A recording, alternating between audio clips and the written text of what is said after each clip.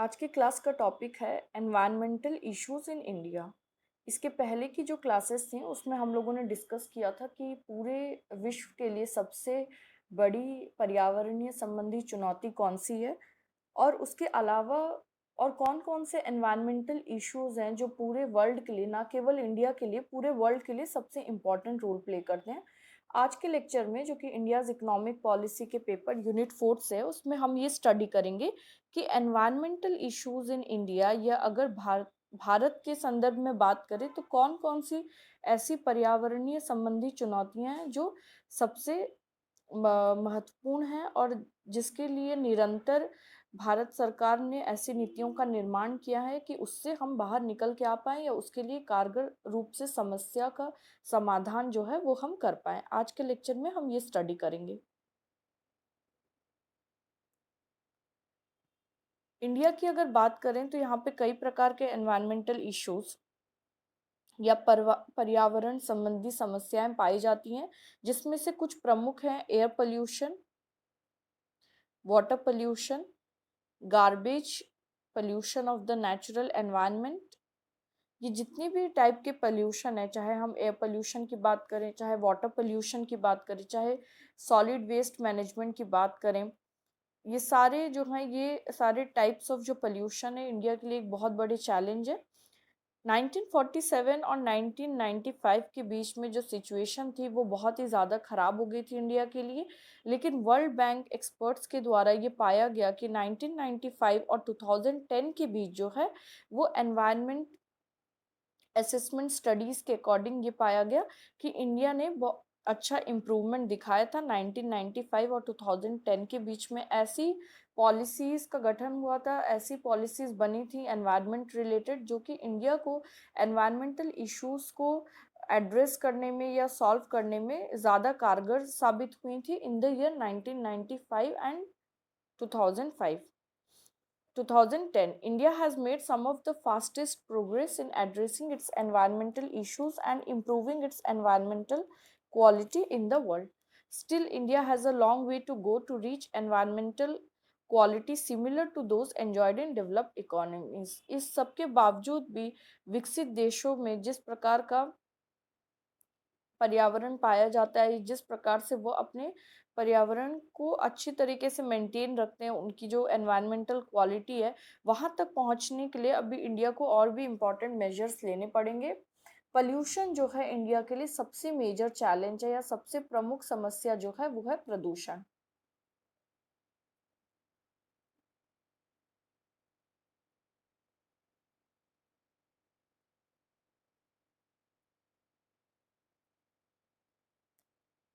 इस स्लाइड में आप एक सैटेलाइट पिक्चर देख सकते हैं जो कि वर्ष 2004 में खींचा गया है।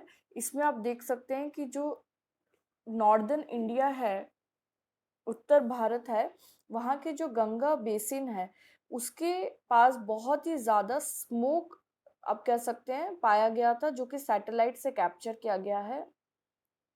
ये जो एरिया आपको विजिबल है ये सब, और यहाँ पे लाइट स्मोक भी आप देख सकते हैं और यहाँ पे स्पेशली आप एक थिक स्मोक एरिया देख सकते हैं। सैटेलाइट से भी ये कैप्चर किया गया कि जो प्रदूषण है या पॉल्यूशन है इंडिया में इतना मेजर है कि जितना नॉर्दर्न इंडिया का गंगा के पास बेसिन के एरिया के पास का एरिया है, वहाँ पे बहुत ज़्यादा स्मोक सैटेलाइट से विजिबल था। ये वर्ष 2004 में ली गई पिक्चर है।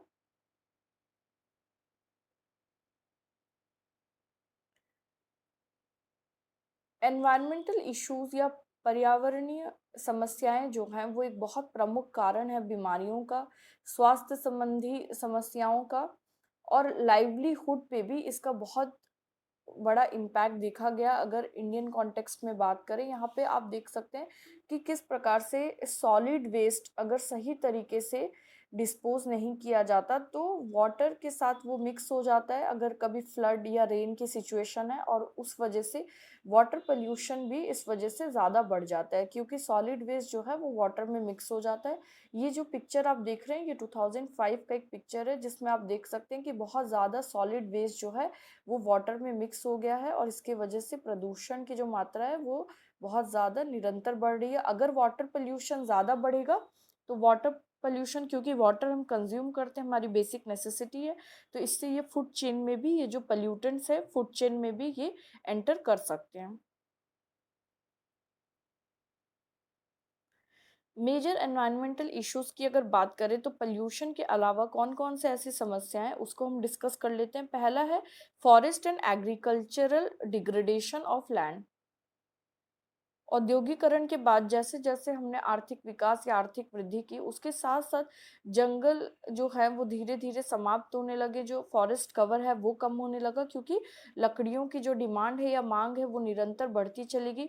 एग्रीकल्चरल डिग्रेडेशन ऑफ लैंड जो है वो हम ये कह सकते हैं कि मॉडर्नाइजेशन ऑफ एग्रीकल्चर के बाद जैसे ही ज़्यादा से ज़्यादा पेस्टिसाइड्स और फर्टिलाइजर्स जो हैं वो यूज़ किए गए एग्रीकल्चर प्रोडक्शन या कृषि उत्पादन को बढ़ाने के लिए, उसकी वजह से सॉइल की जो क्वालिटी है या जो फर्टिलिटी है वो धीरे धीरे उसमें कमी आने लगी।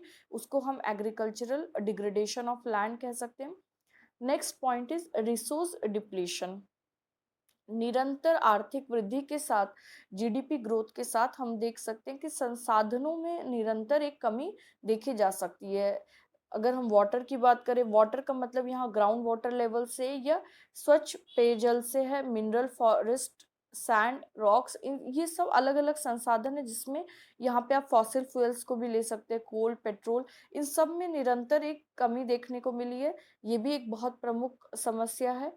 एनवायरमेंटल डिग्रेडेशन, ओवरऑल पर्यावरण जो है, चाहे हम एयर की बात करें, सॉइल की बात करें या वाटर की बात करें, उसकी क्वालिटी में निरंतर एक गिरावट देखने को मिली है, जिसे हम एनवायरमेंटल डिग्रेडेशन कहते हैं।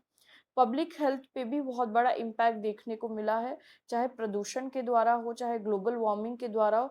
निरंतर बीमारियों का जो दर है या नई नई बीमारियां उभर के सामने आ रही हैं, और भविष्य में भी ये आशंका है कि जैसे ज़्यादा से ज़्यादा तापमान बढ़ेगा, ग्लोबल वार्मिंग होगी, तो नई नई skin related problems like skin cancer, ये सब सामने उभर के समस्याएं आ सकती हैं। लॉस ऑफ बायोडाइवर्सिटी, अगर हम अदर स्पीशीज की बात करें तो वो भी आईयूसीएन के अकॉर्डिंग एंडेंजर्ड या वल्नरेबल कैटेगरी में निरंतर बहुत सारी स्पीशीज को रखा जा रहा है, जो कि क्लाइमेट चेंज की वजह से हो रहा है, एनवायरमेंटल क्वालिटी डिग्रेडेशन की वजह से हो रहा है, लॉस ऑफ हैबिटेट की वजह से हो रहा है।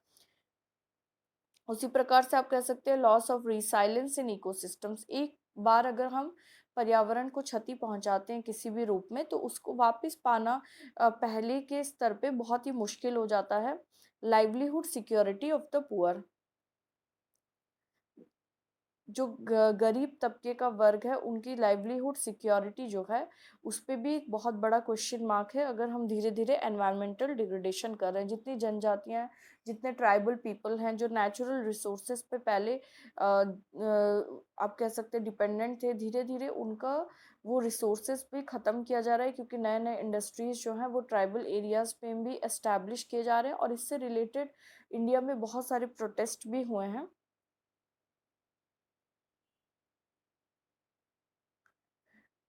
क्योंकि हमने पहले ही डिस्कस किया कि पॉल्यूशन या प्रदूषण जो है वो सबसे इम्पोर्टेंट, आप कह सकते हैं, एनवायरमेंटल चैलेंज है इंडिया के लिए। तो मेजर सोर्सेस ऑफ पॉल्यूशन क्या है इंडिया में, उसको देख लेते हैं। The first is burning of fuel would. आप देख सकते हैं कि रूरल एरियाज में बहुत ज़्यादा लकड़ियों को जलाया जाता है ईंधन के रूप में, या बायोमास को, या ड्राइड वेस्ट को। तो इस प्रकार से बायोमास, केक, तो इन सब को जलाने की वजह से बहुत ज़्यादा प्रदूषण होता है। Lack of organised garbage and waste removal services. आप रूरल एरिया हो चाहे अर्बन एरिया हो, वहाँ पे आप देख सकते हैं कि सड़कों के किनारे बहुत सारा कचरा जो है वो डिपॉजिट कर दिया जाता है। सही प्रकार से सॉलिड वेस्ट को डिस्पोज नहीं किया जाता, ऑर्गेनाइज तरीके से म्यूनसिपैलिटी कॉरपोरेशन इसको नहीं करती, और इसकी वजह से भी ये एक बहुत बड़ा पॉल्यूशन का सोर्स बनता है। Lack of sewage treatment operations, जो भी कचरा या वेस्ट वाटर में डिस्चार्ज किया जाता है, वाटर बॉडीज में, उनके लिए सीवेज ट्रीटमेंट प्लांट्स बनाए गए हैं। लेकिन इंडिया में अगर आप सीवेज ट्रीटमेंट प्लांट्स की बात करें, तो अगर इस रिलेशन में देखा जाए कि कितने पोल्यूटेंट्स जो हैं वो वाटर में डिस्चार्ज किए जाते हैं, उसके रिलेशन में जो सीवेज ट्रीटमेंट प्लांट्स हैं वो बहुत ही कम है। और जितने सीवेज ट्रीटमेंट प्लांट्स ऑलरेडी हैं, उनका ऑपरेशन या उनका जो इम्प्लीमेंटेशन है, या वो कह सकते हैं कि कारगर रूप से वो काम नहीं करते, अक्सर ही बंद पड़े रहते हैं। तो ये भी एक बहुत बड़ा रीज़न है कि जो भी सीवेज वाटर है या जो डिस्चार्ज हो रहा है टॉक्सिक्स वाटर में, उसको प्रॉपर तरीके से क्लीन नहीं किया जा रहा है, जो कि वाटर पोल्यूशन का एक बहुत ही मेजर सोर्स है। Lack of flood control and monsoon water drainage system. Monsoons के टाइम पे जब वाटर लेवल बहुत बढ़ जाता है या फ्लड आता है किसी रीजन में, तो उस समय भी इसको ठीक से कंट्रोल नहीं किया जाता, जिसकी वजह से सॉइल इरोजन की प्रॉब्लम आती है। और उसके साथ साथ जितना सॉलिड वेस्ट है जो सही तरीके से डिस्पोज नहीं किया गया, वो वाटर बॉडीज के साथ मिक्स हो जाता है। Diversion of consumer waste into rivers. बहुत सारा जो वेस्ट है वो नदियों में बहा दिया जाता है, जिसकी वजह से ये वाटर पोल्यूशन का एक मेजर रीजन है।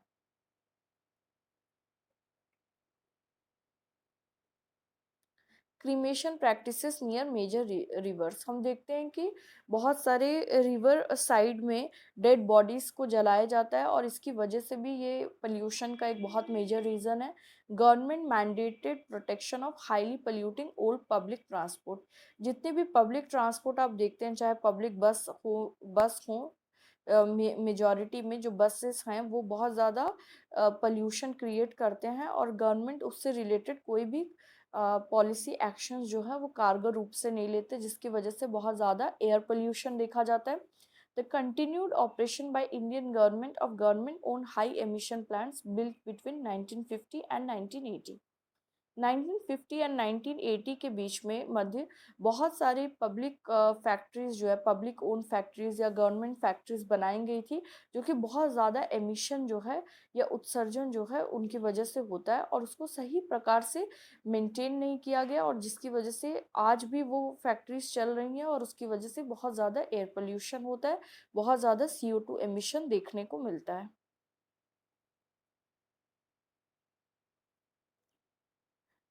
एक और प्रमुख कारण जो माना गया है भारत के संदर्भ में, वो है जनसंख्या की समस्या।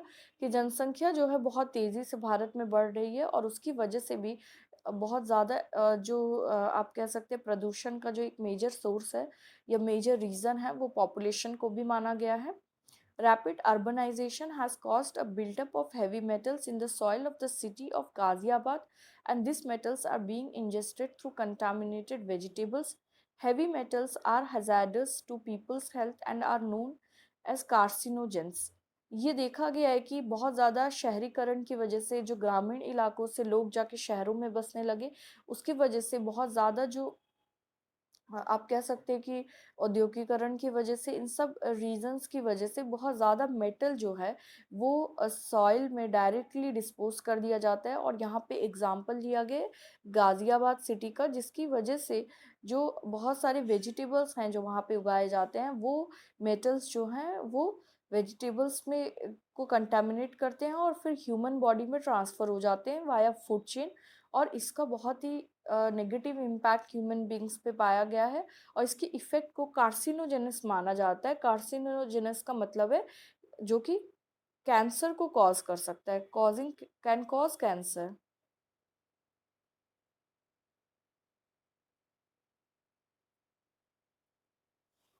यहाँ पे आप एक पिक्चर देख सकते हैं जहाँ पे फ्लड दिखाया गया है।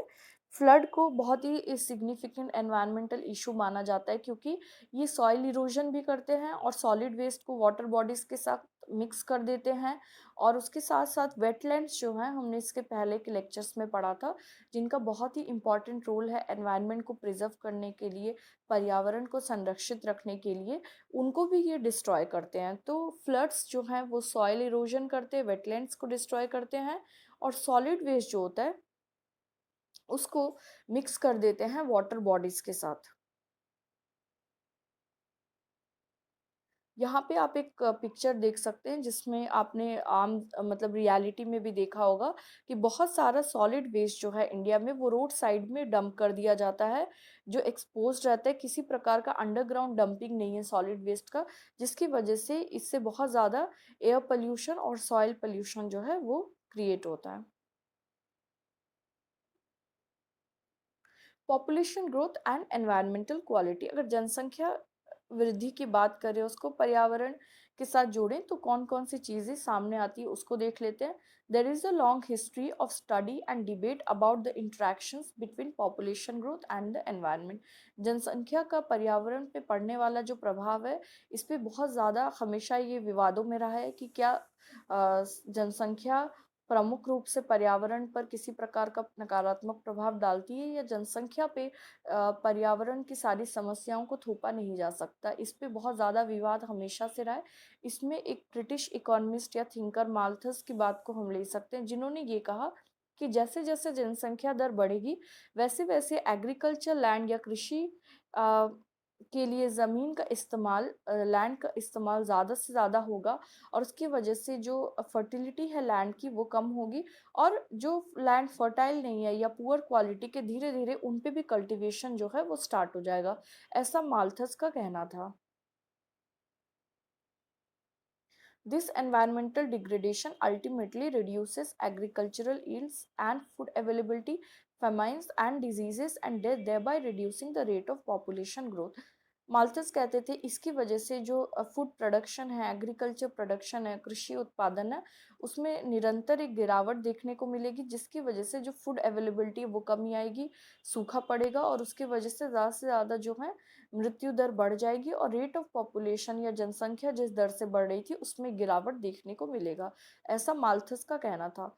Population growth, because it can place increased pressure on the assimilative capacity of the environment, is also seen as a major cause of air, water and solid waste pollution.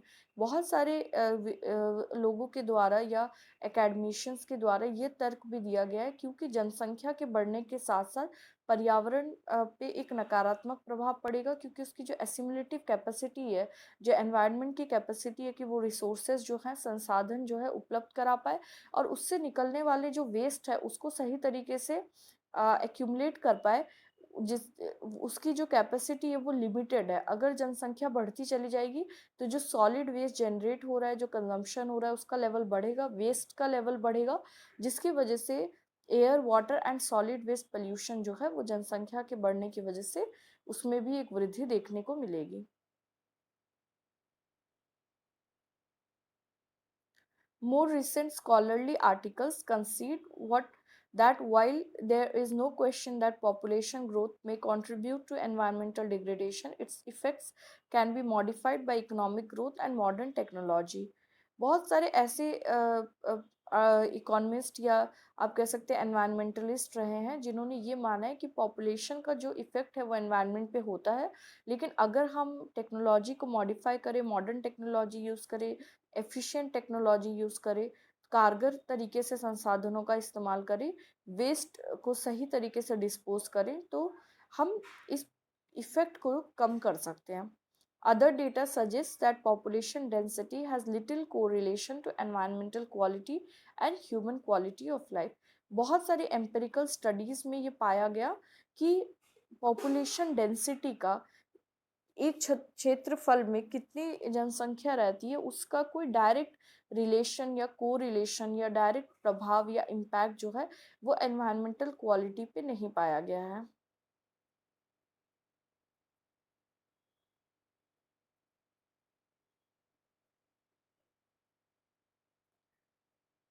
2011 में India की जो population density पर square kilometre थी वो थी 368 human beings.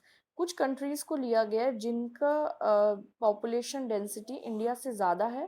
For example Singapore की है 7,148 square kilometre, Hong Kong का है 6,349 स्क्वायर किलोमीटर, साउथ कोरिया का है 487 स्क्वायर किलोमीटर, नेदरलैंड्स का है 403 स्क्वायर किलोमीटर, बेल्जियम का है 355 स्क्वायर किलोमीटर, इंग्लैंड का है 395 स्क्वायर किलोमीटर, जापान का है 337 स्क्वायर किलोमीटर। इसमें बहुत सारी कंट्रीज़ का एग्जाम्पल लेकर ये बात बताई गई है कि इन कंट्रीज़ में इंडिया की तरह ही पॉपुलेशन डेंसिटी पाई जाती है या इंडिया से कई गुना ज़्यादा पॉपुलेशन डेंसिटी पाई जाती है, लेकिन यहाँ पे जो एनवायरमेंटल क्वालिटी है वो बहुत ज़्यादा सुपीरियर है, बहुत ज़्यादा अच्छी है। अगर उसको भारत के साथ उसकी तुलना की जाए, तो इसीलिए कहा गया है कि कोई डायरेक्ट रिलेशन जो है वो पॉपुलेशन डेंसिटी का एनवायरमेंटल क्वालिटी के साथ स्थापित नहीं किया जा सकता।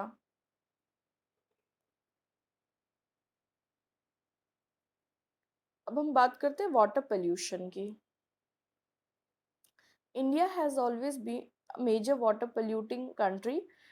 Discharge of untreated sewage is the single most important cause for pollution of surface and groundwater in India. Sewage की बात हम कर रहे थे। सीवेज मतलब जो भी डोमेस्टिक लेवल पे या इंडस्ट्रियल लेवल पे जो भी वाटर में वेस्ट डिस्पोज किया जाता है उसे हम सीवेज वाटर कहते हैं। उसको क्योंकि प्रॉपर तरीके से इंडिया में ट्रीट नहीं किया जाता, उसका ट्रीटमेंट नहीं किया जाता, उसी तरीके से उसको नदियों में जो है छोड़ दिया जाता है। तो इस वजह से जो रिवर है, जो मेन वाटर रिसोर्सेस है डोमेस्टिक यूज़ के लिए, वो सारे प्रदूषित हो जाते हैं। The problem is not only that India lacks sufficient treatment capacity, but also that sewage treatment plants that exist do not operate and are not maintained. जो सीवेज ट्रीटमेंट प्लांट्स हैं उनकी संख्या भी कम है, और जो हैं कंट्री में वो भी सही प्रकार से जो है कारगर रूप से इस्तेमाल नहीं किए जाते, उनको सही प्रकार से मेंटेन नहीं किया जाता। The uncollected waste accumulate in the urban areas, cause unhygienic conditions and release pollutants that leaches to surface and groundwater. जो भी वेस्ट कलेक्ट किया जाता है वो सब अलग अलग तरीके से कलेक्ट नहीं किया जाता। ड्राई वेस्ट हो चाहे वेट वेस्ट हो, सबको एक एक ही जगह पे इकट्ठा करके डिस्चार्ज कर दिया जाता है। According to a World Health Organization study, out of India's 3,119 towns and cities, just 209 had partial sewage treatment facilities. WHO की एक स्टडी में पाया गया कि इंडिया के 3,000 से ज़्यादा जो टाउन है या शहर हैं, उसमें सिर्फ 209 शहर ऐसे हैं जिसमें पार्शियल सीवेज ट्रीटमेंट फैसिलिटी है, and only 8 have full waste water treatment facility. सिर्फ 8 ऐसे शहर हैं जहां पूरी तरीके से वेस्ट वाटर को ट्रीट किया जाता है। ये 1992 की स्टडी में पाया गया था। Over 100 Indian cities dump untreated sewage directly into the Ganges river. Ganga में 100 से भी ज़्यादा शहर हैं जो अपने वेस्ट को डायरेक्टली रिवर में बिना किसी ट्रीटमेंट के डिस्चार्ज कर देते हैं। Fertilizers and pesticides used in agriculture in Northwest have been found in rivers, lakes, and groundwater. Fertilisers and pesticides का जो यूज़ है वो पिछले कुछ दशकों में बहुत ज़्यादा बढ़ा है ताकि कृषि उत्पादन को बढ़ाया जा सके, और नॉर्थ वेस्ट स्टेट्स में ये देखा गया है कि जो रिवर्स हैं, सैंड है, ग्राउंड वाटर है, उस सब में फर्टिलाइजर्स और पेस्टिसाइड्स की जो मात्रा है वो बढ़ चुकी है। Flooding during monsoons worsens India's water pollution problem as it washes and moves all sorts of solid garbage and contaminated soils into its river and wetlands. Floods की वजह से जितना भी सॉलिड वेस्ट है वो वेटलैंड्स में और जितने भी रिवर्स हैं उनमें जाके मिक्स हो जाता है।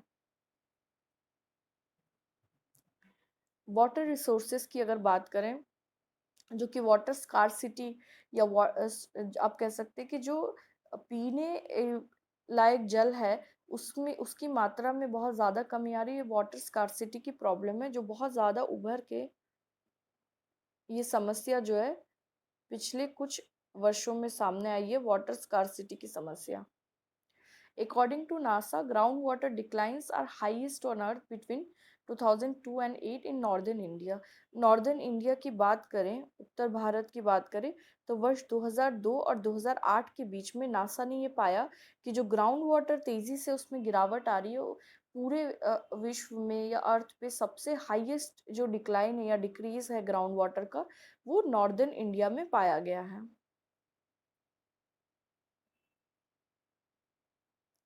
अब बात करते हैं एयर पोल्यूशन की। एयर पोल्यूशन ज़्यादातर अगर आप देखेंगे कि न्यूज़ में भी बहुत ज़्यादा चर्चा का विषय रहता है, कि क्योंकि हमने पहले भी डिस्कस किया कि एयर पोल्यूशन जो है is one of the most visible form of pollution. बहुत ही ज़्यादा आप इसको इसका अनुमान लगा सकते हैं, इसको महसूस कर सकते हैं, और इसका जो इम्पैक्ट है वो डायरेक्ट हेल्थ पे पड़ता है। Air pollution in India is a serious issue with the major sources being fuel wood, biomass burning, fuel adulteration, vehicle emission and traffic congestion.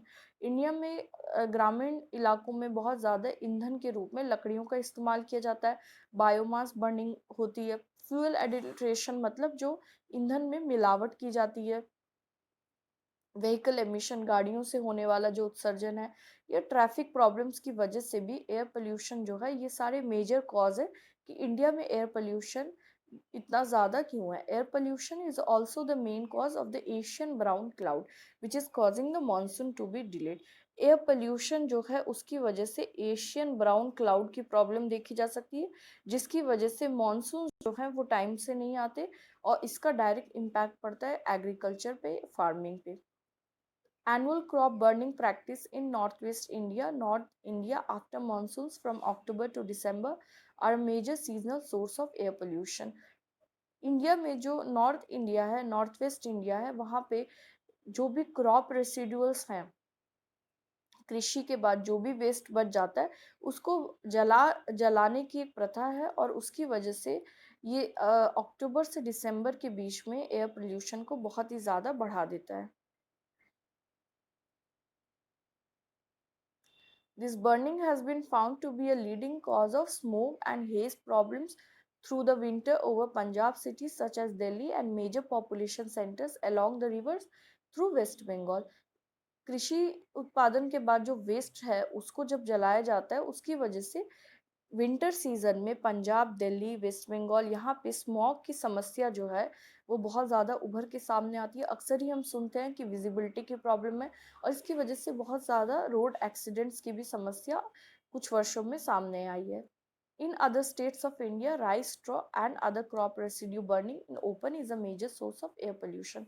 Bharat के बाकी प्रदेशों में भी ये प्रॉब्लम देखी जा सकती है कि जो क्रॉप रेसिड्यू है या जो वेस्ट निकलता है क्रॉप प्रोडक्शन के बाद, उसको ओपन में जला दिया जाता है, और उसकी वजह से बहुत ज़्यादा एयर पोल्यूशन होता है।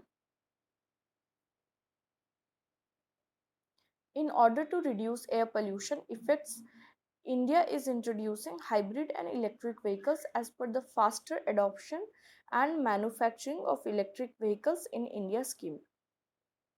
Faster adoption and manufacturing of electric vehicle in India scheme के अनुसार रिसेंटली पॉलिसी मेजर्स लिए गए हैं कि जो भी पेट्रोल और डीजल से चलने वाले गाड़ियां हैं या व्हीकल्स हैं, उनके जगह पे इलेक्ट्रिक रन व्हीकल्स जो हैं उनको यूज़ किया जाए, ताकि एयर पोल्यूशन को कम किया जा सके। Vehicle emissions are worsened by fuel adulteration and poor fuel combustion efficiencies from traffic congestion and low density of quality high speed road network per thousand people। यातायात की वजह से जो रोड ट्रांसपोर्ट है या गाड़ियों की वजह से बहुत ज़्यादा CO2 एमिशंस या अलग अलग तरीके का जो पोल्यूशन होता है उसकी वजह से भी एयर पोल्यूशन, ट्रैफिक प्रॉब्लम जो है उसकी वजह से भी बहुत ज़्यादा एयर पोल्यूशन जो है वो इंडिया में देखने को मिलता है। As of now, Delhi Transport Corporation is the world's largest operator of CNG bus fleet। इसके लिए दिल्ली ने एक बहुत ही इम्पोर्टेंट कदम उठाया है। CNG या कंप्रेस्ड नेचुरल गैस जो है उसको बस में यूज़ किया गया है, और पूरे विश्व में ये सबसे लार्जेस्ट ऑपरेटर है CNG बस की अगर बात करें। On per capita basis, India is a small emitter of carbon dioxide greenhouse gas। प्रति व्यक्ति उत्सर्जन की अगर बात करें तो इंडिया जो है इसमें बहुत ही कम एमिशन करता है, लेकिन in 2009 IEA estimates that it emitted about 1.4 tons of gas per person in comparison to the United States 17 tons per person। IEA के अकॉर्डिंग 2009 में इंडिया में पर पर्सन या पर कैपिटा एमिशन जो है वो बहुत कम था in comparison to United States, जहाँ पे 17 टन्स पर पर्सन जो है वो एमिशन पाया गया। और वर्ल्ड एवरेज जो है विश्व स्तर पे औसत स्तर पे 5.3 टन्स पर पर्सन एमिशन या उत्सर्जन देखा गया है। पर कैपिटा एमिशन इंडिया के लिए बहुत कम है, लेकिन अगर टोटल एमिशंस की बात करें तो इंडिया जो है इसमें वन ऑफ द मोस्ट, आप कह सकते हैं, emitting country है, including China। However, India was the third largest emitter of total carbon dioxide in 2009 at 1.65 GT per year, after China 6.9 GT per year and the United States 5.2 GT per year। अगर हम India की बात करें और कुल emissions या उत्सर्जन की बात करें तो इंडिया जो है वो थर्ड पोजीशन पे है, जो बताता है कि इंडिया की वर्ल्ड की टॉप एमिटिंग कंट्रीज में से इंडिया भी एक है। With 17% of world population, India contributes about 5% of human-sourced carbon dioxide emission. Human activities की वजह से जो कार्बन डाइऑक्साइड एमिशन होता है उसमें इंडिया जो है वो पूरे वर्ल्ड में 5% इंडिया का शेयर है compare to China's 24% share.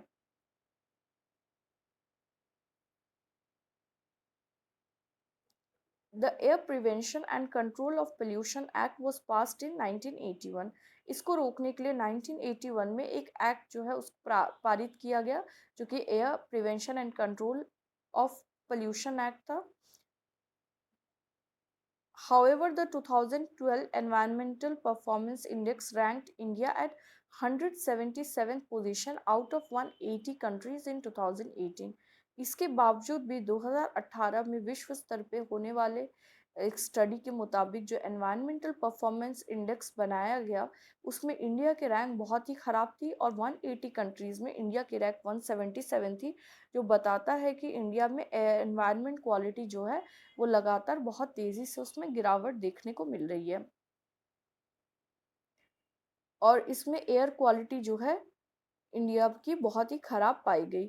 Of the world's 30 most polluted city, India is home to 21 as of 2020. 2020 के आंकड़े के अनुसार इंडिया में वर्ल्ड की जो सबसे 30 मोस्ट पोल्यूटेड सिटीज़ हैं उनमें से 21 शहर जो हैं वो इंडिया के हैं या भारत में हैं, जो दर्शाता है कि इंडिया जो है पूरे वर्ल्ड में इंडिया की जो सिटीज़ हैं वो one of the most polluted cities हैं. सॉलिड वेस्ट पोल्यूशन की अगर बात करें तो जो गार्बेज डिस्पोज किया जाता है शहरों में और ग्रामीण इलाकों में, अर्बन एंड रूरल एरियाज़ में, वो बहुत ही आम बात है और अक्सर ही हम देख सकते हैं कि रोड साइड्स में कितना ज़्यादा सॉलिड वेस्ट जो है वो डिस्पोज कर दिया गया है. Indian cities alone generate more than 100 million tons of solid waste per year. प्रत्येक वर्ष इंडिया के जो शहर हैं वो 100 million ton of solid waste जो है वो जनरेट करते हैं, जो कि एक बहुत बड़ा अमाउंट है. टूरिज्म एरियाज़ की अगर बात करें, हिल स्टेशंस की बात करें, तो यहाँ पे टूरिज्म के बढ़ने की वजह से यह सेम प्रॉब्लम जो है टूरिस्ट एरियाज़ में भी पाया जाता है.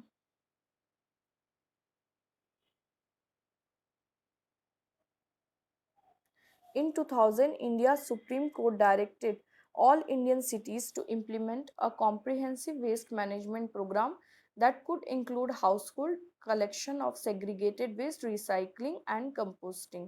इस सब को देखते हुए वर्ष 2000 में इंडियन सुप्रीम कोर्ट जो है उन्होंने ये डायरेक्शन दिया कि जो भी वेस्ट कलेक्शन होता है उसको अलग अलग तरीके से कलेक्ट किया जाए. वेट वेस्ट, ड्राई वेस्ट को अलग तरीके से कलेक्ट किया जाए, उनको कंपोस्ट किया जाए, उनको सेग्रीगेट किया जाए प्रॉपरली और उनको रिसाइकल किया जाए.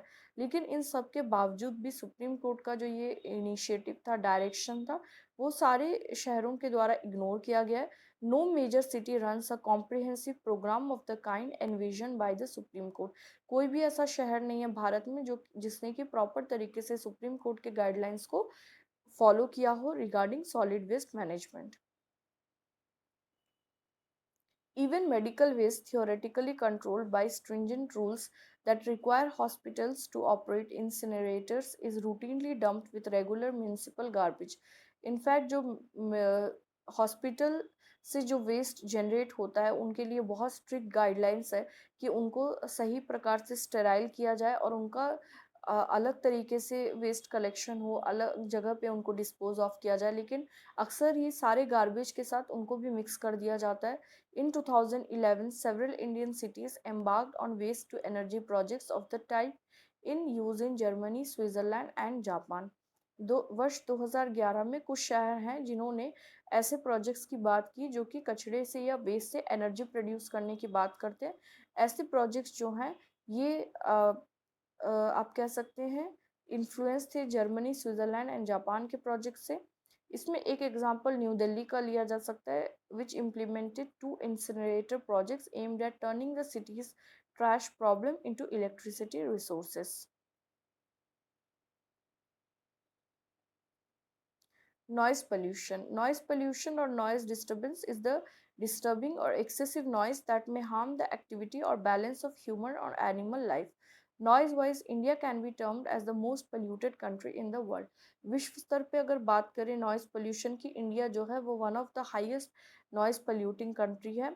The source of most outdoor noise worldwide is mainly caused by machines, transportation systems, motor vehicles, aircraft and trains.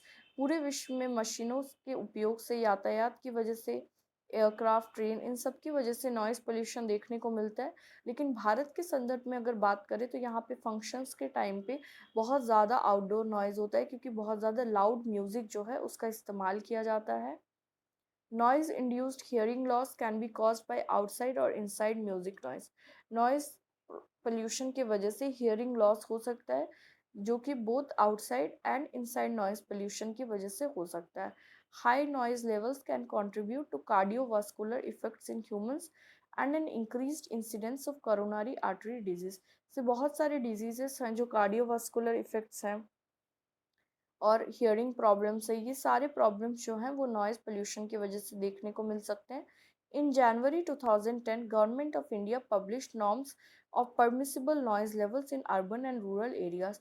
वर्ष 2010 में भारत सरकार ने एक गाइडलाइन जारी पारित की कि कौन कौन से लेवल्स हैं जिसपे कि अर्बन एंड रूरल एरियाज में नॉइज़ अलाउड है या लेवल ऑफ नॉइज़ जो है वो बनाया गया. लेकिन हम देख सकते हैं कि इंडिया में ये कारगर रूप से जो है वो हर जगह इम्प्लीमेंट नहीं किया जाता. कुछ इम्पॉर्टेंट फैक्ट्स हैं related to environmental problems and issues in India. एक एक करके हम समझते हैं कि ऐसे कौन कौन से इम्पॉर्टेंट फैक्ट्स हैं जो इस चीज़ को साबित करते हैं कि जो एनवायरमेंटल क्वालिटी है उसमें निरंतर बहुत ज़्यादा गिरावट आ रही है, अगर हम भारत के संदर्भ में बात करें. A report in June warned that Delhi, along with 20 other Indian cities, could reach zero groundwater levels by 2020. एक ऐसी रिपोर्ट आई जिसने इस तथ्य को सामने लाया कि दिल्ली और बाकी 20 ऐसे शहरी इलाके हैं, शहर हैं भारत के, जो कि वर्ष 2020 तक जीरो ग्राउंड वाटर लेवल पे आ सकते हैं, जहां ग्राउंड वाटर डिप्लीट होकर जीरो लेवल पे आ जाएगा. और एक बहुत बड़ी समस्या अगर हम वाटर स्कार्सिटी की बात करें. Water scarcity in India is an ongoing water crisis in India that affects nearly 1 million people each year. प्रत्येक वर्ष जो है 1 मिलियन पीपल ऐसे हैं जिन पे वाटर स्कार्सिटी या क्राइसिस का इफेक्ट देखने को मिल सकता है. India has only 4% of the world's fresh water resources despite a population of over 1.3 billion people. ये जो आंकड़ा है इस बात को साबित करता है कि इंडिया में 1.3 बिलियन पीपल है, लेकिन जो फ्रेश वाटर रिसोर्सेस है वो सिर्फ 4% है. तो अगर हम सही तरीके से वाटर रिसोर्सेस को, रिजर्वायर्स को प्रिजर्व नहीं करेंगे और ज़ीरो ग्राउंड वाटर की समस्या अगर उभर के आती है, क्योंकि वाटर जो है सबसे बेसिक नेसेसिटी है, तो वाटर स्कार्सिटी की जो प्रॉब्लम है ये one of the biggest challenge है इंडिया के लिए आने वाले कुछ वर्षों में. आज के लेक्चर में हम इतना ही स्टडी करेंगे.